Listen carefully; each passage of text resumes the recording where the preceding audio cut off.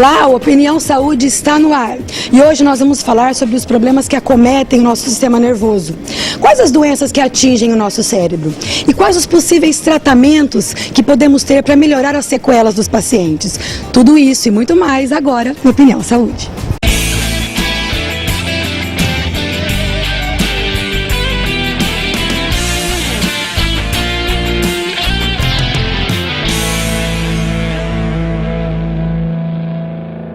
A opinião começa então falando sobre esse assunto que muita gente tem dúvida em casa, porque às vezes tem uma pessoa que tem um problema neurológico em casa e às vezes não sabe nem como lidar com isso. E a Adriana, que está aqui, nossa colega, docente e fisioterapeuta que trabalha com a gente e é especialista nessa área, né, Adriana? Você aqui, Adriana, é responsável na clínica pelo estágio de fisioterapia neurológica, tanto adulto quanto infantil. Conta pra gente como é que a gente pode classificar essas doenças neurológicas dos pacientes que frequentam aqui a clínica.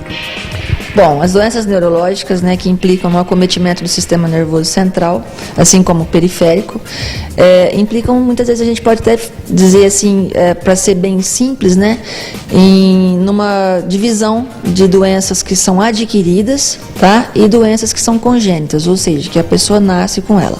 Então, as adquiridas poderiam ser um traumatismo craniano, um AVE, né, acidente vascular encefálico, e as congênitas, como a pessoa já nasce com ela, tipo um Parkinson que vai ser desenvolvido posteriormente, ou uma síndrome de Down, né, incluindo várias síndromes, mas a mais conhecida que a gente trata aqui seria a síndrome de Down. Todos os pacientes que estão aqui estão enquadrados em alguma das áreas do que a gente chama de distúrbios neurológicos, sendo adquiridos ou congênitos. Exatamente, tá? E a linha de tratamento aqui, qual que é? Porque a gente não tem aqui nem a hidro, nem a eco, que a gente vai falar um pouquinho disso depois, mas o que a clínica pode oferecer para o paciente, que às vezes até dá para fazer em casa? Então, o nosso intuito aqui é estar oferecendo ao paciente tudo que lhe cabe a melhorar a sua função motora, cognitiva, sensitiva. Então, para isso, a gente estimula o paciente, né, com várias técnicas dentro da fisioterapia neurológica, incluindo o Bobat, né, o Cabat. Também aqui a gente faz assim uma parte muito generalista. Utilizamos a parte de eletroterapia, mecano, tá, tudo para estimular esse paciente a ter para melhorar a qualidade de vida dele. Eu vejo bastante os alunos usando cones ou bolinhas, cordas, fita crepe até, que coloca aquelas fitas adesivas, coloca no chão e o paciente pula, tem que andar em linha reta. Então, assim, a gente vê que o pessoal aqui usa bastante a criatividade. Acredito que isso, inclusive, tem bastante a ver com a profissão, né? Porque o fisioterapeuta é muito criativo. Quando ele precisa, ele tem que ser criativo. Tem que ser criativo, né, Kelly? Porque se você não for criativo, você acaba caindo, assim, numa rotina, quando, na verdade, o paciente que tem sequelas neurológicas, ele precisa de um tratamento, muitas vezes, a longo prazo, tá? Então, para que não se caia na rotina, o paciente se canse por essa necessidade, né? A gente tem que ser, assim, brincar, fazer algo assim, como é que se diz, lúdico, exatamente, tanto com a criança quanto com o adulto. Você citou o Parkinson, que a gente sabe que é uma doença degenerativa, que é progressiva, aumenta, ela piora com o tempo, né, assim como o Alzheimer. O que dá para fazer aqui e o que dá para fazer em casa com esse paciente? Olha, Kelly, esse paciente ele precisa ser estimulado constantemente, tá? Porque, como você acabou de dizer, é uma doença progressiva. Então, nós, enquanto fisioterapeutas, nós tentamos, assim, minimizar, né, esse quadro clínico, quando, na verdade, a gente sabe que a gente só vai retardar, tá? Mas, né, porque ele é progressivo. Então, baseado nesse fato, a gente tenta levar esse paciente às suas atividades laborais em casa também. Como assim? Estimular ele a pentear o cabelo, escovar o dente, fazer a barba, tomar banho, abotoar sua própria camisa, né? O zíper da calça, o sapato, quando não de velcro, mas que seja de cadarço, tá? E alguns cuidados que esse paciente também tem que ter em casa. Aqui na clínica a gente não tem a piscina, não tem o cavalo que a gente trabalha com a ecoterapia, mas fala um pouquinho pra gente, Adriana, como que esses tipos de tratamento que não se encontram na clínica podem ajudar os pacientes também? Durante o estágio de neurologia, os nossos alunos também têm a oportunidade de vivenciar o atendimento dentro da hidroterapia, com uma parceria, né, com o Recanto Tia Marlene. Lá na hidroterapia, a gente também trabalha assim, utilizando a água, né, como um meio facilitador para estimular alguns movimentos que esses pacientes perderam, né, ou ainda não aprenderam.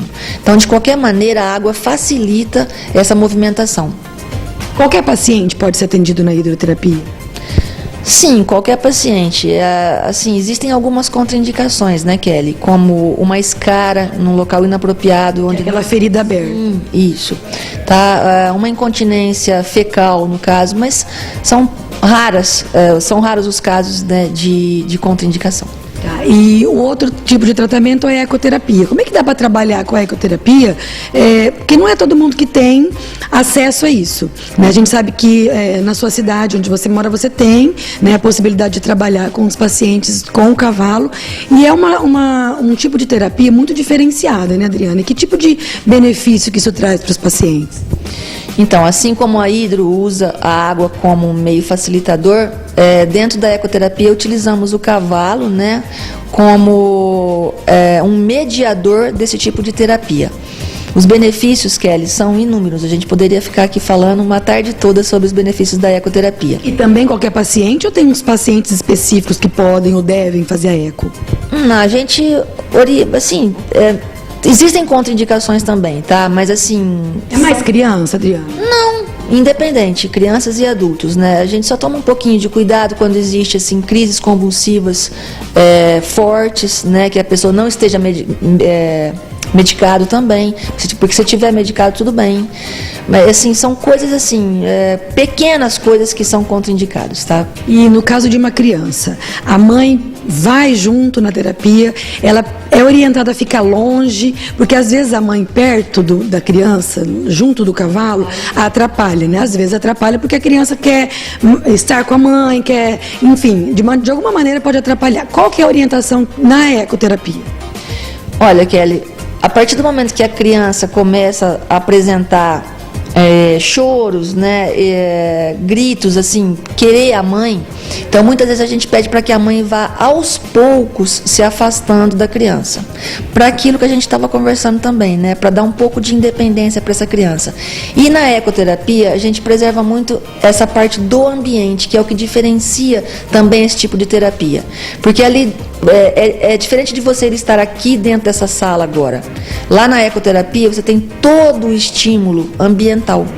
Então é importante que essa criança preste atenção no que está acontecendo ao seu redor. E se tem essa mãe, ou esse pai, ou esse cuidador por ali por perto, a criança quer ficar olhando para ele. Então eu peço que aos poucos essa pessoa vá se retirando daquele ambiente.